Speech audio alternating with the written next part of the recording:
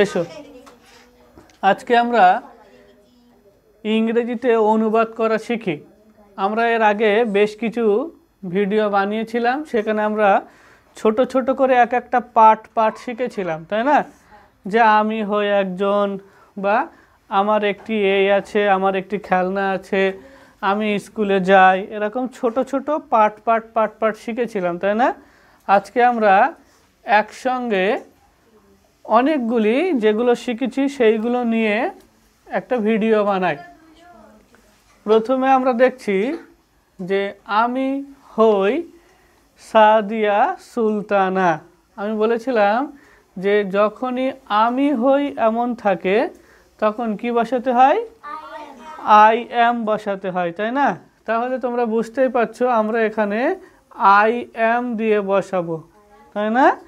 I am Sadia Sultana. তাহলে আমরাও লিখে ফেলি আই অ্যাম সাদিয়া সুলতানা। আমি হই সাদিয়া সুলতানা। তারপর বলছে আমি একজন ছাত্রী, তাই না? আবার ফের আমি হই, তাহলে আবার সেই আই অ্যাম বসাতে হবে। আমরা জানি আয়ের পরে সবসময় কি হয়? অ্যাম হয়। আর যখন আয়ের মানে আমি হয় তখন সেই আইটি সবসময় কি হয়? ক্যাপিটাল লেটারে হয়, তাই না? ক্যাপিটাল লেটারে হয়, চাই সেটা বাক্যের মাঝখানে হোক, বাক্যের শুরুতে হোক, আর বাক্যের শেষে হোক, সবসময় কি হয়?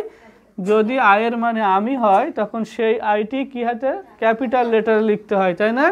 তাহলে আমি একজন ছাত্রী, কি লিখব?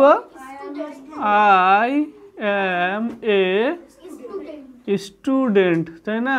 আমি একজন ছাত্রী। আমি স্কুলে যাই। আমরা জানি যখনই আমির পরে ভার মানে কোনো কাজ বোঝায় তখন সরাসরি কি করতে হয়? সাবজেক্টের পরে ভার বানতে হয়, তাই না? তাহলে আমরা এখানে সাবজেক্টের পরে সরাসরি কি আনবো? ভার বানবো। আমি স্কুলে যাই, তাহলে কি লিখবো?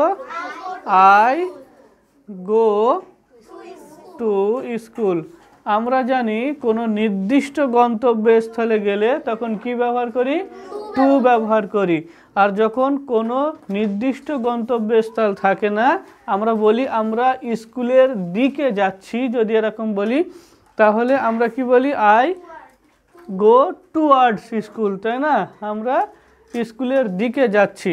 আবার যদি এই জায়গাটা এমন থাকতো যে আমি প্রতিদিন স্কুলে যাই, কিছুই নাই, তাহলে বলতে হতো আই গো টু স্কুল, শুধু এই জায়গাটায় এভরিডে যোগ করে দিলেই আমাদের হয়ে যায়, তাই না? এমনভাবে আমরা পরপর শব্দের সঙ্গে শব্দ জুড়ে একটি বড় বাক্য বানাতে পারি, তাই না? যে আমি প্রতিদিন স্কুলে যাই। এবার যদি বলতো 10টার সময়, তাহলে আমরা বসিয়ে দিতাম at 10। দুপুর 12টার পর থেকে আমরা PM ব্যবহার করি রাত 12টা পর্যন্ত, আর রাত 12টা থেকে সকাল 12টা পর্যন্ত আমরা AM। যেহেতু আমরা স্কুলে সকালে যাই তাই সেখানে আমরা অবশ্যই AM ব্যবহার করব, তাই না? এমনভাবে আমরা পরপর শুধু শব্দগুলি জুড়ে দেব, তাই না? কিন্তু আমাদের এই স্ট্রাকচারটা অবশ্যই শিখতে হবে, ঠিক না? তাহলে দেখো আমি স্কুলে যাই, আই গো টু স্কুল। যদি প্রতিদিন বলতো তাহলে আমরা প্রতিদিন জুড়ে দিতাম। যদি বলতো 10টার সময় তাহলে আমরা লিখে দিতাম at 10 AM, তাই না? দেখো আমার একটি গাড়ি আছে। আমরা জানি আমার আছে বোঝাতে আমরা কি ব্যবহার করি? হ্যাভ ব্যবহার করি, তাই না? বলো বলো তাহলে কি হবে? আমার একটি গাড়ি আছে, আই হ্যাভ এ কার। আমার একটি গাড়ি আছে, তাই না? যদি বলতো আমার একটি খেলনা গাড়ি আছে, I have a toy car, তাই না? বলো I have a toy car হয়ে যেত তখন, ঠিক না? একদম। তাহলে আমার একটি গাড়ি আছে। যদি বলতো আমার একটি শার্ট আছে, আই হ্যাভ এ শার্ট। ঠিক এমনভাবে যাই থাকুক না কেন আমরা যখন নিজের থাকে বোঝাই তখন আমরা কি ব্যবহার করি? হ্যাভ ব্যবহার করি। আমরা যদি বলতাম আমার একটি ব্যাট আছে, আই হ্যাভ এ ব্যাট, তাই না? যদি বলতো আমার একটি জুতো আছে, আই হ্যাভ এ শু, তাই না? এমনভাবে আমরা ইংরেজিগুলো বানাই। তারপরে দেখো আমার বাবার নাম আবু শাম, তাহলে আমরা শিখেছিলাম আমার বাবা কি হবে মাই ফাদার, তাহলে আমরা অবশ্যই লিখব মাই ফাদার।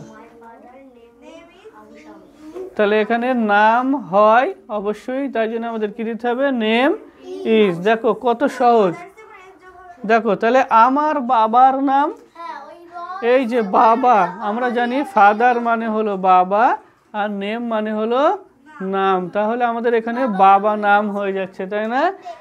তাহলে যখনই আমরা শিখেছিলাম বাবার র বা এর যোগ করতে হয় তখন কি করতে হয়, একটা কমা দিয়ে এস যোগ করতে হয়, এটিকে কি বলা হয় অ্যাপোস্ট্রফি এস, তাই না? মাই ফাদার্স নেম ইজ, আমার বাবার নাম হয় আবু শাম, তাই না? আমরা নামের সবসময় অক্ষর বড় হাতের লিখি, তাই না? My father name is Abu শাম। যদি বলতাম আমার মায়ের নাম হয় আমিনা, তাহলে আমরা কি বলতাম আমিনা, তাই না? যদি বলতাম আমার ভাইয়ের নাম হয় সাইফুল্লাহ,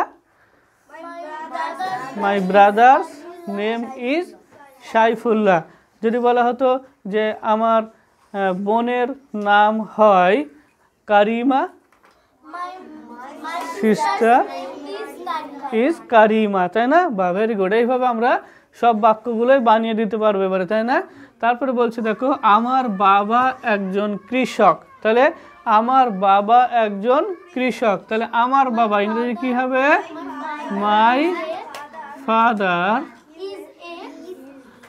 দেখো মাই ফাদার আমার বাবা, এই যে এ না, মাই ফাদার এ ফার্মার, তাই না? এমন হওয়ার কথা না, দেখো কথা হলো মাই ফাদার এ ফার্মার, আমার বাবা একজন কৃষক। ঠিক বাংলা অনুযায়ী ইংরেজি করলে এমন হচ্ছে না, কিন্তু এমনটা কি হবে না? কেন হবে না? কারণ এই বাক্যটির ভিতরে দেখো কোনো সাহায্যকারী ক্রিয়া বা এমনি কোনো মেন ভার্ব আসেনি, এসেছে? দেখো এখানে কোনো সাহায্যকারী ক্রিয়াও আসেনি, এখানে কোনো মেন ভার্বও আসেনি, ঠিক না? আমরা জানি বাক্যে অবশ্যই একটি ভার্ব থাকতেই হবে, তাই না? শব্দের ভিতরে যেমন ভাওয়েল থাকা আবশ্যিক, ঠিক তেমনভাবেও বাক্যর ভিতরেও কি থাকতে হবে, অবশ্যই একটা হেল্পিং ভার্ব অথবা মেইন ভার্ব থাকতেই হবে। তাহলে আমাদের এখানে কি হবে my father is a farmer, এখানে এই যে ইজ, এই ইজটি হলো এখানকার হেল্পিং ভার্ব, কারণ আমরা জানি বি ভার্ব বা helping verb am is are was were এগুলি বাক্যের ভিতরে অবশ্যই বসাতে হবে, ঠিক না?